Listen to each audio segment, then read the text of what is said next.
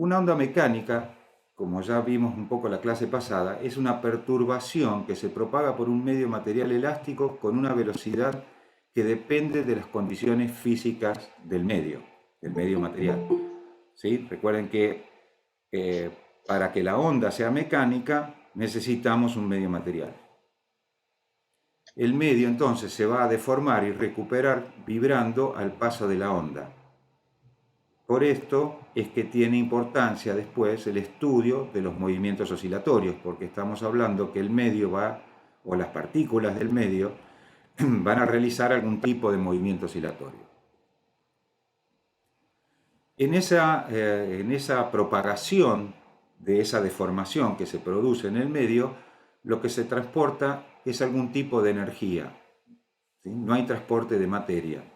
Todo esto lo digo así un poco rápido porque lo vimos la clase pasada, pero si a alguno le quedó alguna duda, por supuesto lo repasamos. En sí, ¿qué significa esto? Como para ubicarlos un poco más. Cuando uno deforma un medio, es decir, que las partículas del medio se desplazan de su posición de reposo, estas van a permanecer vibrando alrededor de esa posición. Pero la perturbación, producto de que, digámoslo familiarmente, una partícula le transfiere el movimiento a la otra y esa le transfiere el movimiento a la otra, etcétera, etcétera, la perturbación se va a propagar por el medio, pero no va a haber un transporte de materia en el medio. Cada materia o cada partícula del medio solamente va a vibrar alrededor de un punto de reposo. Por eso decimos que hay transporte de energía de algún tipo. De algún tipo es porque estamos hablando de las ondas mecánicas en general. ¿Sí? Va a ser energía sonora en el caso del sonido.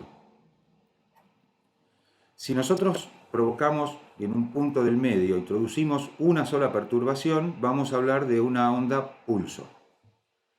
Pero si esa perturbación se renueva, vamos a hablar de un tren de ondas. Esto lo van a ver más claro en la imagen que sigue, donde arriba tenemos un elemento que es el origen de la perturbación, el punto A, que va a generar una onda pulso. Y debajo, un elemento similar, pero llamamos B, que va a generar un tren de onda. Van a ver que durante un breve lapso de tiempo los dos movimientos coinciden, pero A se detiene, solamente hace un movimiento de ida y vuelta hacia arriba y vuelta al punto de reposo, mientras que B hace un movimiento oscilatorio alrededor del punto de reposo. Y ese movimiento de alguna manera se transfiere a todas las partículas del medio siguiente. En este caso o en esta simulación son las líneas. Como si fueran cuerdas, digamos. Imagínense una cuerda que está atada en un extremo y uno le introduce una perturbación en el otro extremo. En un caso, simplemente un movimiento de ida y vuelta, y en el otro caso, una vibración. ¿Sí? Eso es lo que va a suceder. La perturbación se propaga en el sentido del medio, en la única posibilidad, en el único sentido que puede producirse en ese medio, que es hacia la derecha, y va deformando al medio a medida que se propaga por él.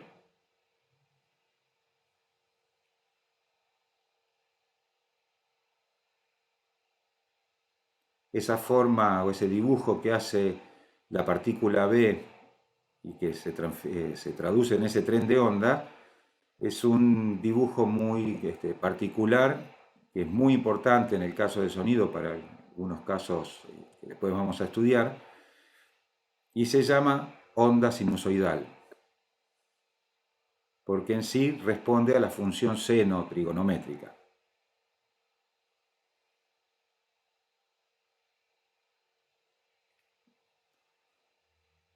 Hablemos entonces de la propagación de la onda mecánica.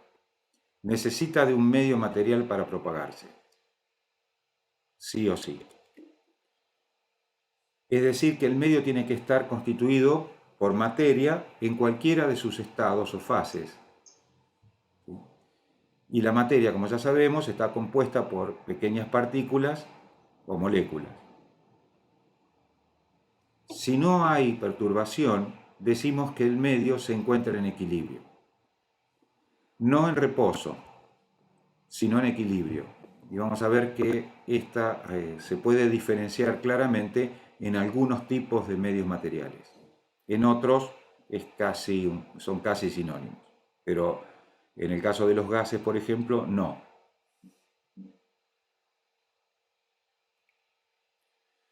Si el medio por el que se propaga la onda es un sólido, entonces su estructura es reticular, como se ve ahí en la imagen.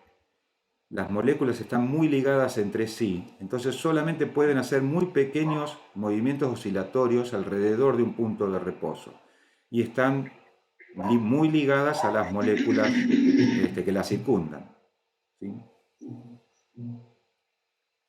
En el caso de un líquido, las moléculas están menos ligadas entre sí, tienen mayor capacidad de vibración alrededor del centro, es decir, vibran con mayor libertad, pero permanecen a una cierta distancia relativamente fija. Esto es lo que ocurre en esta animación.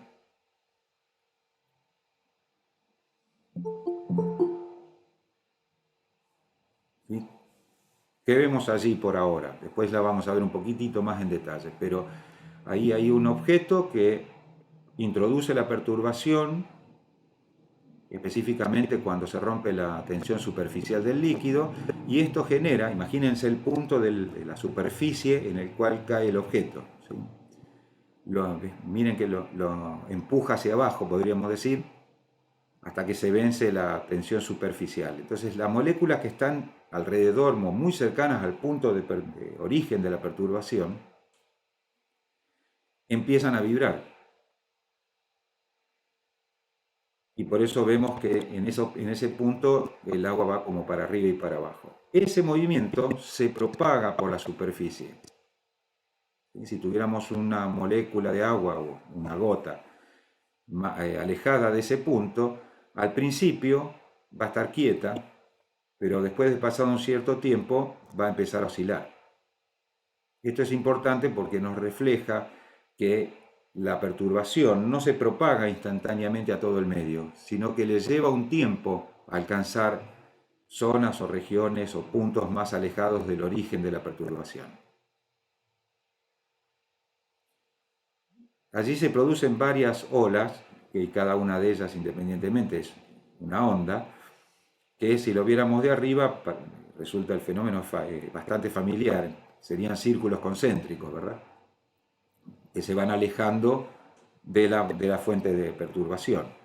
No es un círculo único porque, como se ve en la imagen, sale primero, después que se venció la tensión superficial, sale un chorro de agua hacia arriba, entonces toda esa agua vuelve a caer sobre la superficie del líquido y vuelve a generar otra onda, otras ondas. Algunas un poco más tarde, entonces en cada punto donde cae una nueva gota se produce una nueva onda. Por eso lo que estamos viendo es un fenómeno un poco más complejo. O sea, para lo que estamos hablando ahora, traten de concentrarse solamente en el momento o en lo que produciría solamente el objeto cayendo sobre el agua.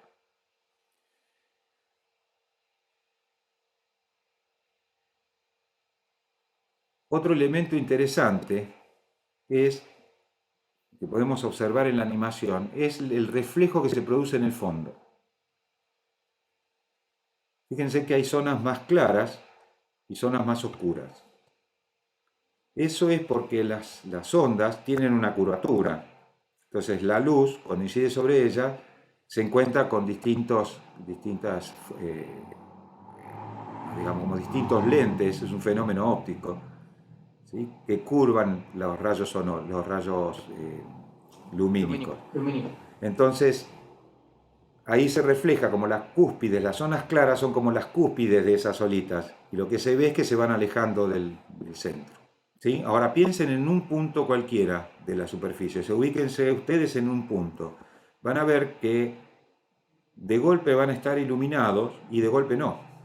O sea, en un momento va a pasar la ola por ese punto y por momentos pasa la parte contraria del momento de la zona oscura, podríamos decir.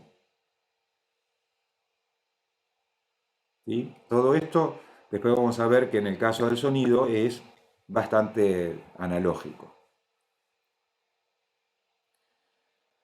Ahora, en los gases, las moléculas tienen mucho más capacidad de movimiento, ¿sí? Y en sí, si no hubiera ninguna perturbación, las moléculas van a describir una trayectoria, una recta, hasta que chocan con otras o que chocan con las paredes del recipiente que contiene ese gas.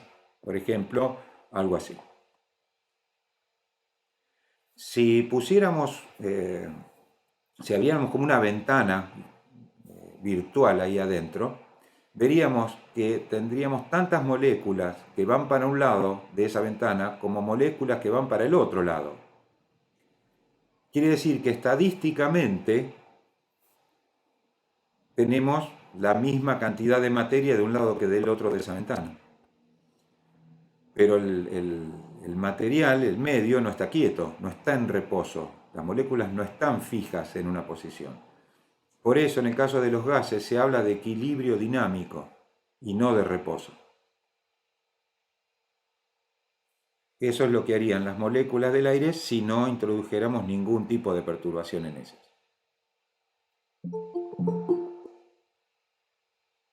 Una clasificación que podemos tener alrededor de las ondas está en relación a cómo se mueven las partículas en relación con el movimiento o la dirección de propagación de la perturbación. En este tipo de onda que vamos a ver, que como ya vemos en la imagen se llamarán ondas transversales, se diferencia muy claramente, nos sirve para diferenciar muy claramente que una cosa es el movimiento de la partícula y otra cosa es la dirección de propagación de la onda. En las ondas transversales, las partículas del medio se desplazan perpendicularmente a la dirección de propagación de la onda. Como pueden ver en la animación de la izquierda, que es muy clara.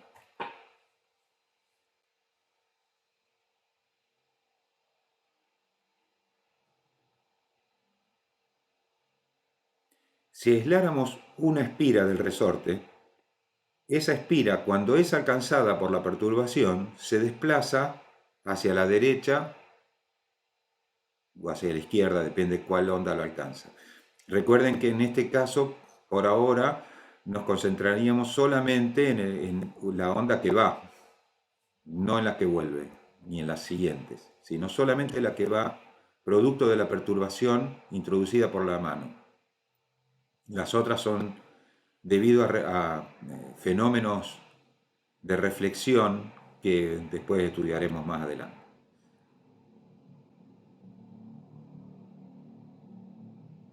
¿Sí?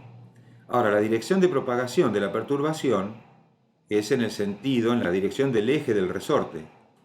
Quiere decir que cada partícula se mueve perpendicularmente a la dirección de propagación de la onda. Siempre que ocurra esto, vamos a decir que la onda es una onda transversal.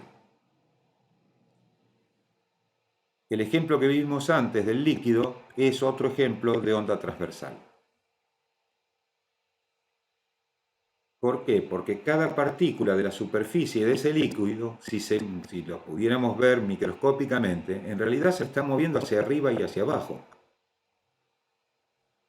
Pero claramente la onda se propaga en el plano de la superficie del líquido, es decir, en una dirección perpendicular al movimiento de las partículas.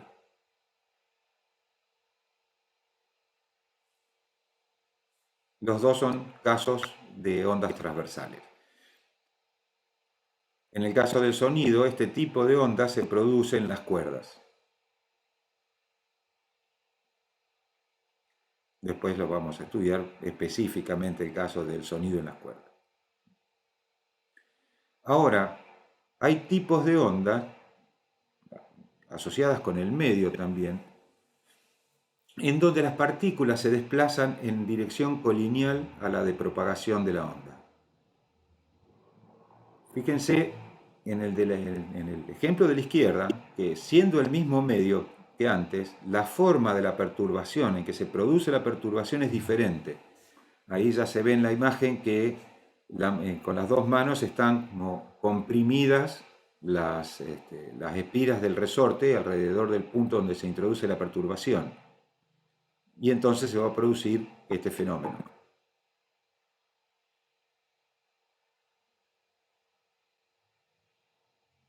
¿Sí? La perturbación otra vez va y vuelve por la reflexión. ¿Sí? Nuevamente concéntrense cuando va, que es lo que nos interesa por ahora.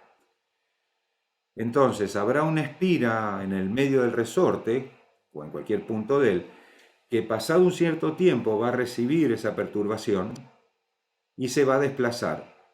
Y lo va a hacer copiando, digamos, lo que pasó en la espira 1, las espiras que están cerca del punto de perturbación.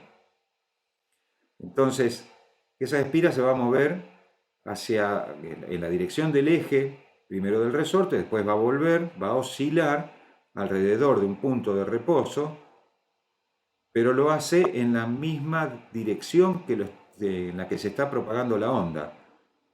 Por eso decimos que las partículas del medio se desplazan en dirección colineal a la de propagación. ¿Sí? Un ejemplito que podría ser aplicado a ya es una animación, sería la de la derecha. Esa especie de sombra, de objeto negro, se mueve, oscila alrededor de un punto de reposo, ahora lo hace ya como un tren de ondas, generando un tren de ondas, y lo que vemos es que cada partícula, elijan la que ustedes quieran, van a ver que pasado un cierto tiempo, hace el mismo tipo de movimiento que hace el objeto. Cada una de ellas lo que hace es ir hacia la derecha, volver, ir hacia la izquierda y volver, que es lo que hace el objeto que introduce la perturbación. La sombra que está abajo marca el momento en el que las partículas están más pegadas entre sí. Y lo que vemos es que podemos ver cómo ese momento se va propagando alternativamente por el medio.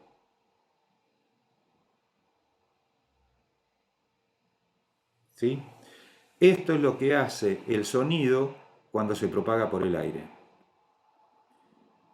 Entonces, fíjense que el sonido no es uno de estos tipos de ondas. Depende en el medio en el que se esté propagando el sonido, va a ser una onda transversal, si es una cuerda, o va a ser una onda longitudinal, si es un gas.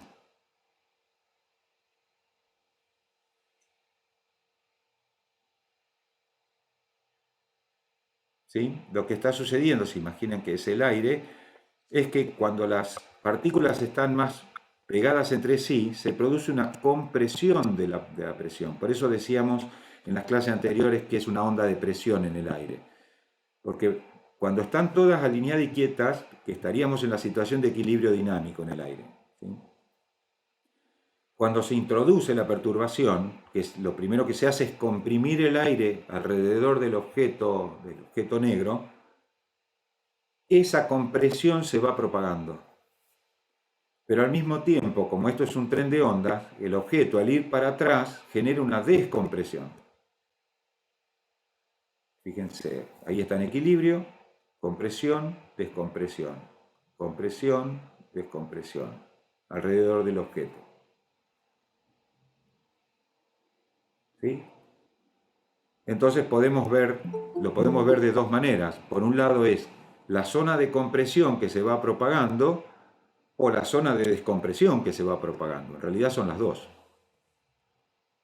Entonces una partícula del medio cualquiera en un momento se va a ver comprimida y en otro momento descomprimida. O sea, la presión en el punto de esa partícula en un momento va a estar por encima de la presión atmosférica y en otro momento va a estar por debajo de la presión atmosférica.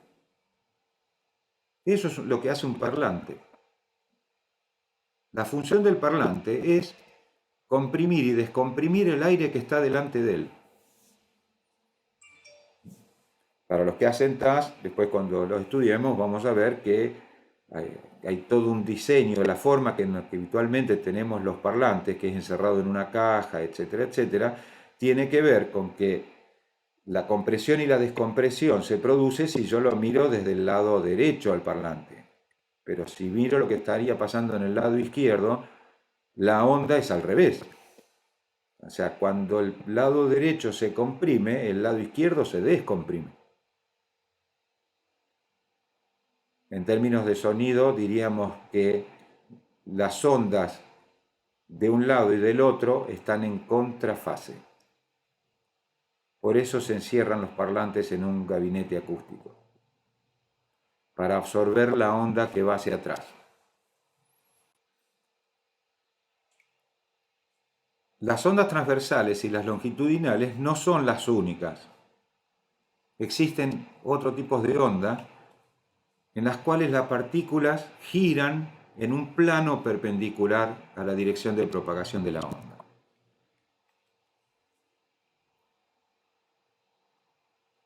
¿Ven? Si toman, por ejemplo, una de las partículas, no las de las puntas de las varillas, sino las del medio de las varillas, es como que giran alrededor de ese punto. Y por eso las varillas van igualmente en un plano perpendicular a la dirección de propagación de la onda. Cuando yo hablé, no es fácil encontrar este tipo de onda, pero cuando yo hablé de las ondas en las cuerdas, hablé de que la onda en la cuerda era transversal. Bueno, esa es la onda más prominente, porque en realidad en un instrumento de cuerda están los tres tipos de onda. La cuerda vibra acorde a una onda transversal, pero también hay una componente longitudinal en la onda y también hay una componente torsional en la onda. Y producen tres sonidos diferentes que se superponen y hacen al sonido del instrumento. Esto es mucho más notable, por ejemplo, en el caso de los instrumentos de cuerda frotada. Pero también existen en la guitarra, porque uno quiera o no quiera, la torsiona la cuerda. Cuando la libera, la cuerda tiende a girar o a hacer el movimiento que se ve en pantalla.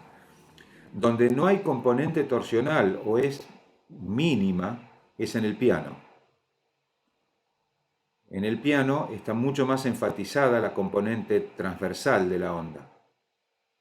Y las otras dos, la longitudinal y la torsional, están mucho más debilitadas. ¿Por qué? Y porque es un martillo que golpea la cuerda, no la hace girar. Por lo tanto, no está este tipo de onda. Recordemos entonces que las partículas del medio oscilan alrededor de una posición de reposo y que en la transmisión o la propagación de la onda no hay transporte de materia, sino de energía. Cualquiera de las animaciones anteriores, cada partícula está oscilando alrededor de un punto de reposo, pero digamos, la espira que está al lado de la mano en el resorte, que es alcanzada por la perturbación un tiempo levemente más tarde, nunca va a estar en el otro extremo del resorte. A eso nos referimos cuando decimos no hay transporte de materia. Lo que va a estar en el extremo del resorte va a ser la onda, la perturbación. Entonces, lo que se ha propagado es energía de algún tipo, no materia. Eso hay que tenerlo muy en claro porque es así en todas las ondas. Decía entonces que una partícula del medio o una espira del resorte no se mueve en el mismo momento en que la fuente de la perturbación introduce esa perturbación en el medio. Tarda un tiempo en llegarle. Y eso es así en cualquiera de los dos tipos de ondas que hablamos. Es también en la luz. Cuando no decimos la luz tiene una velocidad de propagación de 300.000 kilómetros por segundo. Parece instantáneo, pero en realidad no lo es, porque de golpe estamos diciendo que una estrella está a 1000 años luz. O sea que la luz que emite la estrella tarda 1000 años en llegar a nosotros. Por más rápida que sea la luz, tampoco es instantánea. Interesante reflexionar alrededor de eso. Seguramente hay muchas de las estrellas que nosotros vemos que no existen más. Y algunas deben hacer varios miles de años que no existen más. Es decir, que se apagaron antes que naciera la humanidad, por ejemplo. ¿Pensaron en eso alguna vez? La distancia que nos separa de esa estrella es tal que la luz tardaría esa misma cantidad de años en llegar a nosotros. La luz tardó una cierta cantidad de tiempo en llegar a nosotros. En cualquier onda, entonces, va a haber, o sea, es posible hablar de una velocidad de propagación. Es el tiempo que le lleva a la perturbación en alcanzar un punto. O sea, la distancia recorrida en un cierto tiempo por esa perturbación. Por eso se habla de velocidad. Al introducir una perturbación en un medio en equilibrio, esta no afecta a todas las partes del medio en forma inmediata. Se propaga por el medio a una velocidad determinada. Lo interesante es que la velocidad de propagación depende de las propiedades físicas del medio y no depende en nada de las condiciones que le dieron origen. Esa viñeta, ¿qué significa? Si yo digo la frecuencia, por ahora creo que más o menos me entienden, o sea, un sonido agudo y un sonido grave. Piensen en esos dos sonidos. Un sonido fuerte y un sonido más débil, un fortísimo y un pianísimo. Bien, para todos esos, independientemente de la frecuencia e independientemente de la intensidad, la velocidad de propagación por el medio es la misma. La velocidad de propagación depende de las propiedades físicas del medio. Es decir, ¿qué puede hacer variar la velocidad del sonido en el aire cuando estamos escuchando un concierto? Las condiciones del aire. Mayor temperatura, menor temperatura, más humedad, menos humedad, o sea, la densidad del medio es muy importante para la velocidad de propagación. La densidad del medio define en mayor medida a qué velocidad se va a propagar el sonido por él.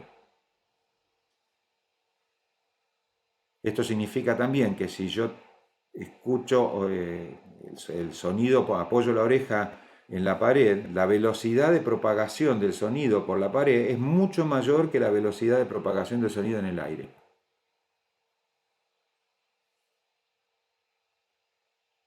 De lo que estamos hablando es la cantidad de materia por unidad de algo. También tengo la densidad por unidad de superficie. A eso se le llama densidad superficial, cuya unidad será kilos por metro cuadrado. Esa densidad es la que importa en el caso del acondicionamiento acústico. Pero en el caso de la onda transversal que se propaga por una cuerda, la densidad que importa es la densidad del medio, que es en sí, entre comillas, una línea. Entonces es la cantidad de materia por metro. ¿Sí? Esa densidad es la que está en la fórmula de velocidad. La cantidad de materia que hay en la cuerda por cada metro de esa cuerda. Tensión a la que está sometida la cuerda y densidad lineal de la cuerda son las dos variables que hacen a la velocidad de propagación del sonido. Después vamos a ver que esto está en relación a la frecuencia. Esto tiene una consecuencia sobre la frecuencia. El cambiar la velocidad de propagación. Por ahora, más allá de la raíz cuadrada, veamos un caso o cómo interpretar esa fórmula, lo que yo les decía antes del aspecto conceptual de la fórmula. O sea, ¿qué acción tienen esas dos variables, tensión y densidad lineal, sobre la velocidad de propagación? Bien, ahí tengo que entender que T sobre mu es una fracción. Y B, aunque no lo veo como tal, también es una fracción. Es una fracción en la que el denominador es 1 y no se escribe, pero está. Entonces, cuando yo tengo dos fracciones, los numeradores entre sí y los denominadores entre sí son directamente proporcionales. ¿Qué significa eso? Que si yo aumento uno, aumenta el otro. O si yo disminuyo uno, disminuye el otro. Eso es algo en la que son directamente proporcionales. Pero el numerador de una con el denominador de la otra y viceversa, son inversamente proporcionales. Significa que si yo aumento uno, disminuye la otra y viceversa. En este caso, como del lado izquierdo no tengo una fracción o es 1 el denominador, solo interesa qué pasa con estas dos variables respecto a la velocidad de propagación. Si entendieron bien lo que dije, la velocidad de propagación es directamente proporcional a la tensión a la que está sometida la cuerda. Y es inversamente proporcional a la densidad lineal de la cuerda. Entonces, si yo aumento la tensión, aumenta la velocidad de propagación. Y si disminuyo la tensión, disminuyo la velocidad de propagación. Guitarristas, bajistas e instrumentistas de cuerda en general ahora entienden qué es lo que están cambiando. Cuando están afinando el instrumento, lo que están variando es el numerador de la fracción de la derecha. La tensión a la que está sometida la cuerda. Entonces no cambian la nota, cambian la velocidad de propagación del sonido en la cuerda. Y con eso cambia la afinación. El de abajo, la relación con la densidad lineal es un poquitito más compleja porque uno no tiene acción directa sobre eso, ya viene de fábrica. Pero creo que todos me entienden, si sean pianistas o guitarristas, y si no son instrumentistas de cuerda, alguna vez lo vieron, que en los instrumentos de cuerda, en el piano es más claro, existen cuerdas que son entorchadas y otras que no. ¿Qué hace el entorchado en la cuerda? Le agrega más masa por unidad de longitud. En cada metro, si cortan un metro de cuerda, si no le pongo el entorchado, tengo una cierta masa en ese metro. Si le agrego el entorchado, lo que estoy haciendo es aumentar la cantidad de masa en ese mismo metro. Entonces, al aumentar la masa, como es inversamente proporcional, baja la velocidad de propagación. Falta la variable de la longitud de la cuerda. Pero por ahora el tema es, si una cuerda del piano, del registro grave, cualquiera de la octava 2 para abajo, tuviera que tener el largo, compensar, lograr la frecuencia de vibración sin la densidad lineal como variable, sino con la tensión y la longitud como variable, tendría que estar o demasiado floja o ser extremadamente larga. Porque, la tensión es directamente proporcional a la velocidad de propagación y la frecuencia es inversamente proporcional al largo. Entonces, para evitar que esté demasiado floja o demasiado larga, o sea demasiado larga, lo que se hace es aumentarle la densidad lineal. El entorchado lo que hace es agrega masa por unidad de longitud. También cambia el diámetro de la cuerda, también influye, pero están todo en relación a la densidad lineal, que es lo que importa. En un gas, la fórmula es un poquitito más compleja. B es un módulo específico, se llama módulo de compresibilidad, pero ρ es la densidad volumétrica. El módulo de compresibilidad depende del gas, de una cierta cantidad de cosas, nosotros eso no lo cambiamos, no como cambiamos la tensión en una cuerda. Pero sí es interesante ver que cambia la velocidad de propagación si cambia la densidad volumétrica.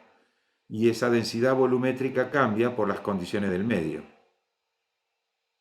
En ningún caso allí está cómo toqué la cuerda, qué nota toqué en la cuerda, o qué tan fuerte o débil toqué la cuerda, o canté, que sería el caso de una longitudinal.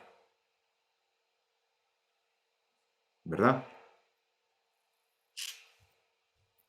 O sea, queda demostrado en las dos fórmulas que la velocidad de propagación depende de las condiciones del medio material por el que se propaga la onda, no de las condiciones de la fuente de la onda.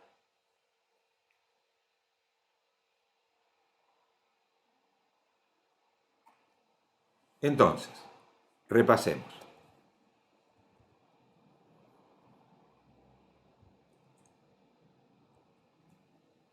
Una onda es una perturbación que se propaga por un medio desde un punto del espacio. No transporta materia, sino energía. Una onda mecánica necesita de un medio material elástico para propagarse. En medios isótropos, es decir, que las condiciones son iguales del medio en cualquier dirección, eso significa.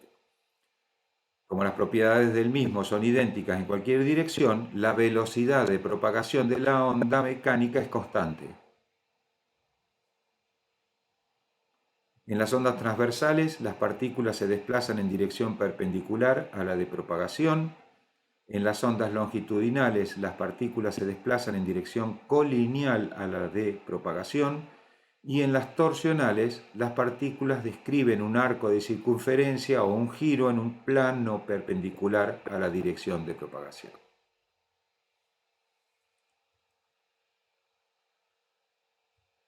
Esto es lo que vimos hasta el momento.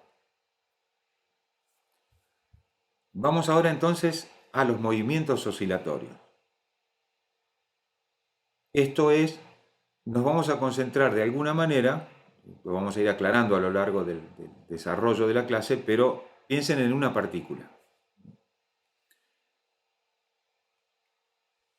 Como dijimos, el movimiento oscilatorio es el movimiento de un cuerpo o partícula alrededor de un punto de reposo. Es una trayectoria que retorna al punto de partida y se repite en el tiempo. Los más elementales son el llamado movimiento armónico simple, también lo llamamos más, o el movimiento circular uniforme o MCU. Genéricamente, un movimiento armónico simple es el movimiento de vaivén, como el del péndulo. Y el circular uniforme es un giro alrededor de un punto central. ¿Sí? Como cuando uno toma un cuerpo, le ata una cuerda y lo hace girar alrededor de la cabeza. Si lo puede hacer girar con la velocidad constante, porque en eso es uniforme, el cuerpo va a describir un movimiento circular uniforme. De esto también vamos a ver alguna fórmula, pero esa fórmula importa las consecuencias, el concepto de esa fórmula. Veamos. Allí en pantalla estamos viendo varias animaciones. Vamos a tratar de ir describiéndolas de a una. En la animación A, lo que vemos es un giro de un objeto, un cuerpo. Podría ser este objeto que es el punto que está atado a una cuerda que hacemos girar de esa forma. Como la velocidad con la que gira, o sea, la velocidad angular, es constante, el cuerpo describe un movimiento circular uniforme. En la animación B tenemos un peso suspendido de un resorte que por alguna razón se desplazó de su posición de reposo, que estaría en el medio en realidad, y empezó a oscilar alrededor de ese punto. Entonces realiza un movimiento de ida y vuelta hacia arriba y hacia abajo. Esto creo que hasta allí es bastante gráfico, entendible y experimentado por todos. Lo interesante resulta la línea de puntos, la línea de trazos, mejor dicho. Fíjense que está vinculado de alguna manera el movimiento del peso suspendido en el resorte con el movimiento del punto que gira.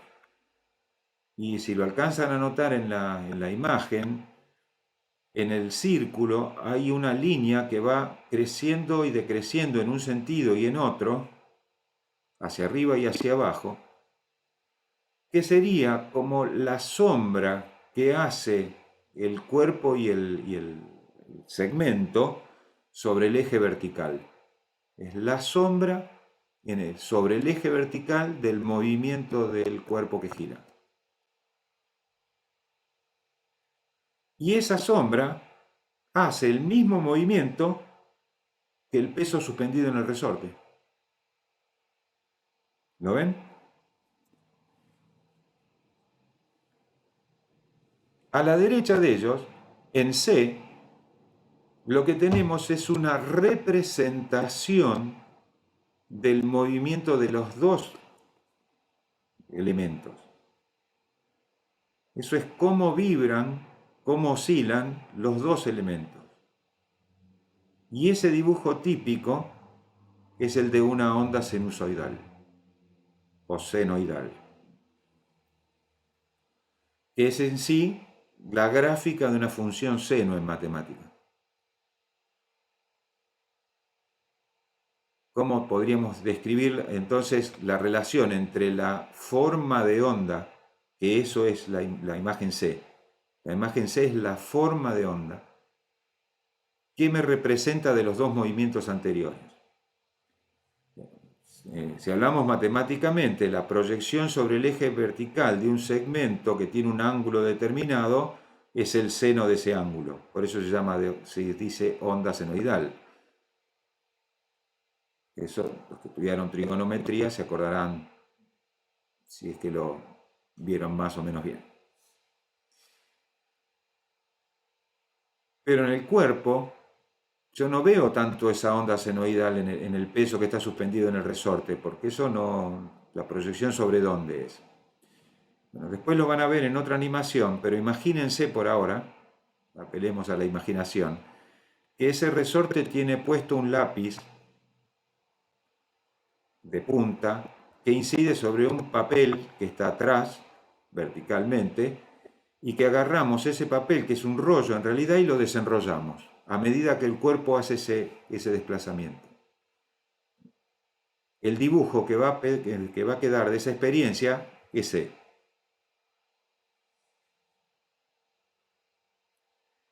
Y en la función seno, ¿qué es lo que veo? Que hay un movimiento suave de ida y de vuelta entre un punto central, que coincide con el eje del círculo, y con el punto de reposo de la pesa,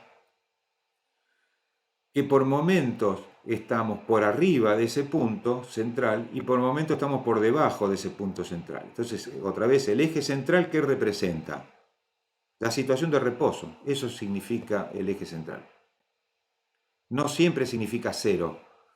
En algunas magnitudes es cero, pero para otras no. En el caso del sonido, si el sonido se está propagando por el aire, el eje central no es cero presión, 0 pascal. Es la presión atmosférica. Es la situación de reposo. El movimiento entonces va a ir hacia un lado, por ejemplo hacia arriba. Fíjense que va hacia arriba, se frena, vuelve para abajo, se frena, vuelve para otro lado, se frena. Esto se ve también en D. Es más fácil verlo en un péndulo. En un péndulo vamos hacia un lado, se frena, vamos de vuelta, pasamos por el centro, vamos hacia el otro, se frena. O sea que la máxima velocidad la vamos a tener en el medio. Pero el punto de reposo, ¿cuál es? El medio. Cuando solamente opere la gravedad. De hecho, bueno, la gravedad opera siempre, por eso hace el movimiento pendular. Arriba, en E, lo que tendríamos que concentrarnos en cada una de esos puntos amarillos, que obviamente a la izquierda está la fuente de la perturbación, como varillas que se las hace oscilar, a la primera se la hace oscilar, y ese movimiento oscilatorio se va copiando de un punto amarillo al siguiente, de una varilla a la otra en realidad. Y vemos un dibujo bastante parecido al de una onda sinusoidal. Claro, por más que uno quiera, uno no puede hacer vibrar sinusoidalmente el primero de los puntos amarillos, la primera varilla. Vamos a tener micro variaciones entre una vuelta y la otra. Y por eso la onda no es exactamente sinusoidal. Eso es en la primera mitad de la onda. Ya en la segunda mitad la deformación es mucho más grande porque se produce la reflexión. Vieron que hace unas cosas raras ahí sobre la derecha. Eso es porque la onda se está reflejando. Entonces, por ahora eso solamente consideren hasta la mitad, está por ahí. El resto, pues, déjenlo.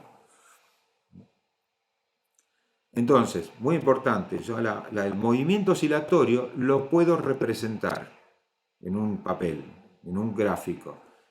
Y el movimiento armónico simple y el circular uniforme, representados en un papel, tienen la forma de una función seno. Ahí tenemos otro ejemplo que les había anticipado antes. Mírenlo un segundo y lo comentamos. Esto es para explicar específicamente el caso de la forma de onda.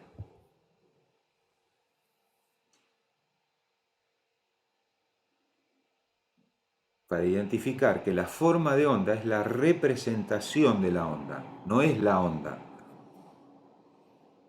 Yo creo que ya muchos se darán cuenta, se habrán dado cuenta que cuando grabo en una workstation como Pro Tools, Reaper o lo cualquiera, o en un programa de edición de audio, lo que yo veo dibujado es la forma de onda del sonido, no el sonido.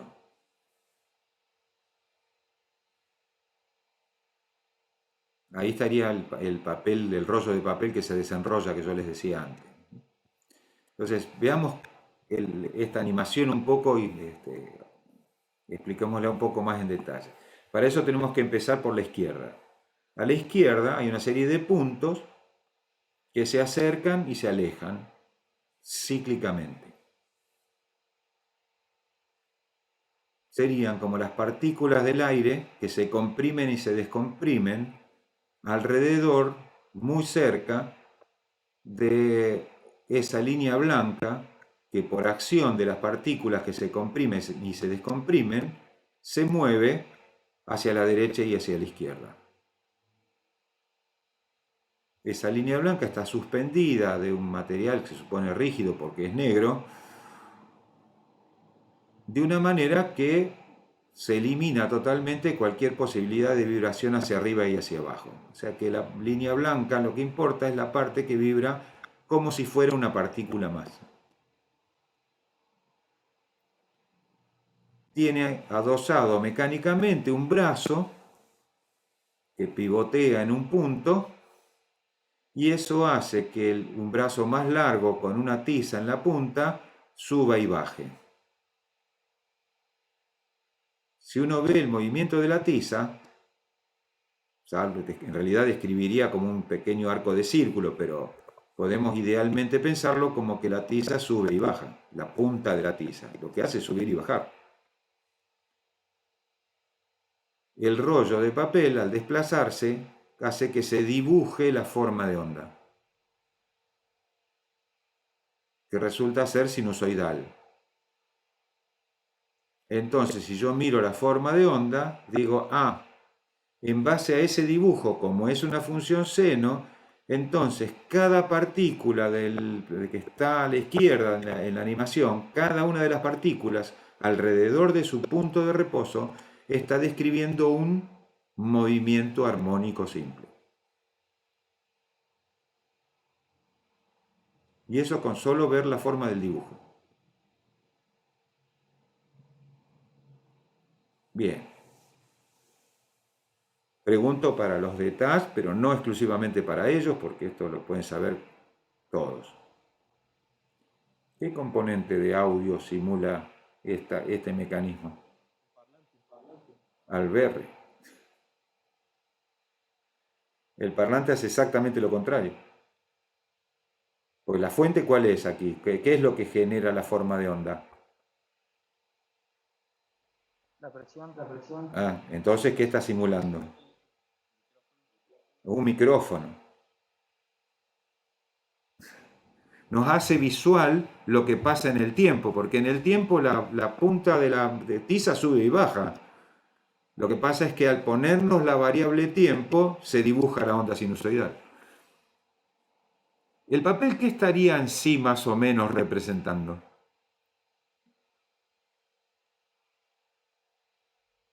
En términos de audio. ¿Un?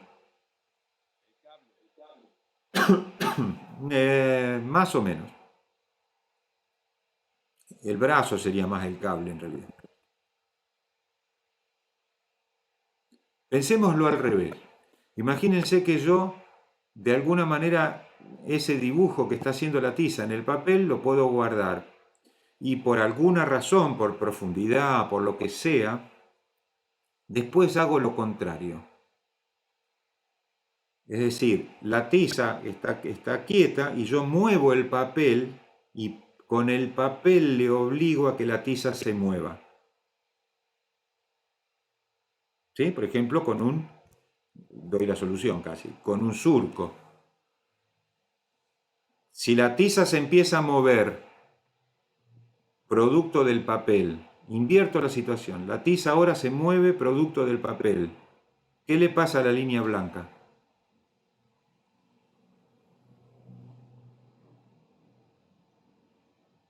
Se va a mover, porque el brazo la obliga a moverse a la línea blanca ahora, ¿verdad? La línea blanca vertical me refiero, ¿eh? Y entonces si la línea blanca vertical se empieza a mover, va a comprimir y descomprimir las partículas que tiene a la izquierda. Claro, ahí sería el parlante. El parlante es al revés que el micrófono. O sea, si yo miro esta animación de izquierda a derecha es un micrófono, y si lo miro de derecha a izquierda es un parlante. La cinta de papel sería el disco de vinilo, de alguna manera. Es el soporte en el que registro las variaciones de una magnitud. En el caso del disco de vinilo es un surco que después es recorrido por una púa. Pero también podría ser una cinta magnética. Eso ya es un campo específico del audio. Bien, sigamos un poco más. ¿Cuáles son las magnitudes del movimiento armónico simple y del movimiento circular uniforme? Para que vean, después todo esto va a tener consecuencias en el campo del sonido, por supuesto.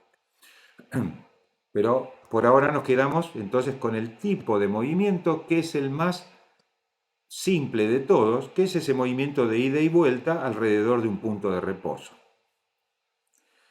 Para estos movimientos se definen las siguientes magnitudes.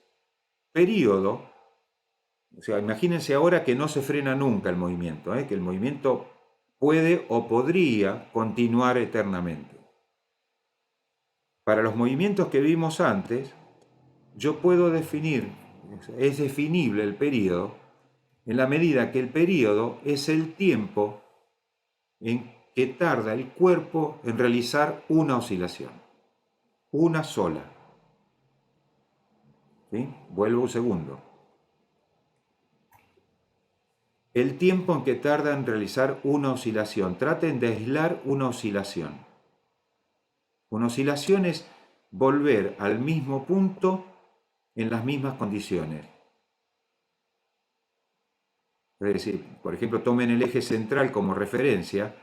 O sea, una vez que salió del eje central, el tiempo en que tarda en volver al eje central. Pero en las mismas condiciones.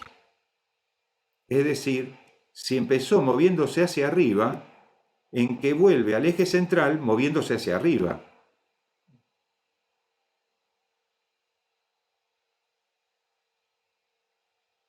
Ahí pasó por el eje central, pero se está moviendo hacia abajo en la primera aparición. La primera vuelta al eje central, el movimiento es hacia abajo. Y cuando arrancó el movimiento fue hacia arriba. Entonces, el período es el tiempo en que tarda el cuerpo en volver a la misma posición, en realizar una oscilación, lo cual significa volver al mismo punto en las mismas condiciones. Período es el tiempo en realizar una oscilación. Y su unidad es el segundo. Se puede utilizar múltiplos o submúltiplos del segundo. Podría ser en milisegundos, también puede ser en horas, depende del movimiento. Más adelante veremos cuál es el rango de periodos para el sonido, es decir, para que yo escuche un sonido. Pero como vamos a ver, el periodo no es solo aplicable al caso del sonido. Cualquier movimiento oscilatorio, y si ese movimiento oscilatorio responde a las leyes de movimiento armónico simple o circular uniforme, digamos, si el movimiento oscilatorio es periódico, entonces puedo definir el periodo. Y el periodo es el tiempo en realizar una sola de esas oscilaciones. Asociado con este parámetro, con esta magnitud, está el concepto de frecuencia. La frecuencia es la cantidad de oscilaciones que se realizan por segundo. Y está en negrita porque es por segundo. No en cualquier lapso de tiempo, es en el lapso de tiempo de un segundo. En esas condiciones, entonces, la frecuencia se mide en hertz, ciclos por segundos, eso significa CPS, 1 sobre segundo, lo escribo así cuando necesito hacer cálculos, y eso es en el movimiento armónico simple. En el movimiento circular uniforme es común, no la única manera, pero es común, medir la frecuencia en revoluciones por minuto. Entonces, la frecuencia va a estar en hertz si la cantidad de oscilaciones que indica el número es por segundo.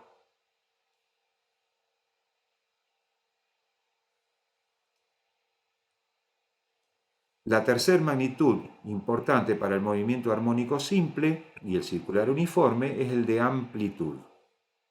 La amplitud es el máximo desplazamiento de un cuerpo o partícula respecto a su posición de reposo.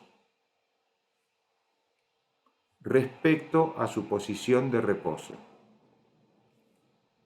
La unidad depende de qué propiedad física es la que está variando. En el caso del sonido en el aire, es presión. En el caso de la señal de audio que sale del micrófono es tensión, es voltio. La unidad no es una sola. Depende de qué es lo que está variando.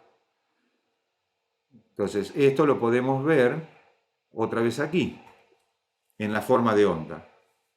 La amplitud de la onda es la máxima desplazamiento de la partícula respecto a la posición de reposo.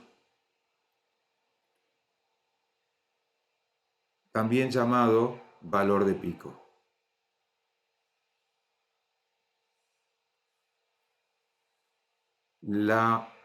El período es el tiempo que tarda el cuerpo en realizar una oscilación. Traten de aislarlo en la forma de onda para saber cómo visualizarlo. Ahí, ese es el período. Eso es una oscilación. El tiempo que tarda en hacerse esa oscilación es el período. Pero también puedo medir cuántas oscilaciones entran en un segundo. Supongamos que, ahora esperen que se quede quieto,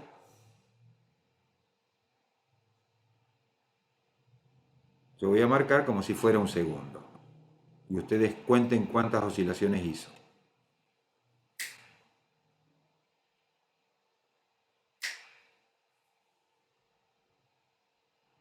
¿Cuántas oscilaciones hizo entre los dos chasquidos?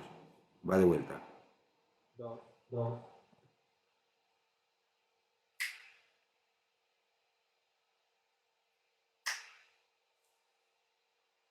2, ¿verdad?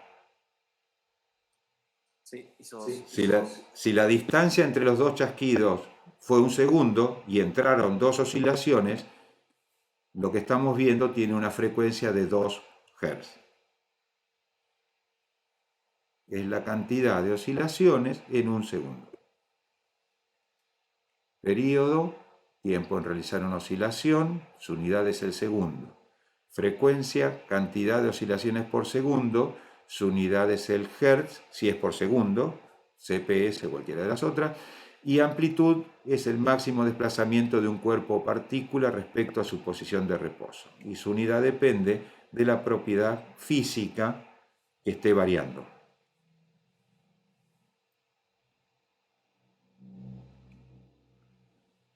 ¿Qué relación hay entre periodo y frecuencia? Hay una relación muy simple matemáticamente. La frecuencia es la inversa del periodo y el periodo, por lo tanto, es la inversa de la frecuencia. Son inversamente proporcionales. Quiere decir que si yo conozco el periodo, puedo calcular la frecuencia, y si conozco la frecuencia, puedo calcular el periodo, simplemente aplicando la fórmula que corresponda de las que están en pantalla. Pero esto, recuerden, solo es cierto si el periodo está expresado en segundos. Solo si el periodo se expresa en segundos, la frecuencia da en hertz. Si no, no. Para la conversión de unidades, un segundo son 1000 milisegundos y un milisegundo es 0,001 segundo. Después lo vamos a usar. Con esto sí vamos a hacer cálculos. Por ejemplo, dada esta frecuencia o para tal nota, calcular la frecuencia, el periodo, todo lo demás. Eso después lo vamos a ver en clase que sigue. Veamos, ya cerrando un poco la clase, la relación es otra forma de ver algo que ya vimos en una animación, pero fíjense qué interesante la manera en que plantea la relación entre el movimiento armónico simple y el movimiento circular uniforme y las magnitudes. Supongamos que tenemos un lápiz, le corté el sonido así que lo describo yo, una bandeja giradiscos, ponemos el lápiz en el costado de la bandeja de la manera que se muestra allí y se pone a girar la bandeja giradiscos. Se proyecta una luz, se proyecta la sombra de la bandeja y el lápiz. Ponemos a girar. ¿Qué hace el lápiz? Describe un movimiento circular uniforme. ¿Qué está haciendo la sombra? Describiendo un movimiento armónico simple. El 0 marca la posición del medio de reposo y A y menos A la amplitud, porque la amplitud es A, es la distancia entre el punto de reposo y el máximo desplazamiento. ¿Sí? Puesto en gráfica en forma de onda, la forma de onda de los dos tipos de movimientos es una forma de onda sinusoidal.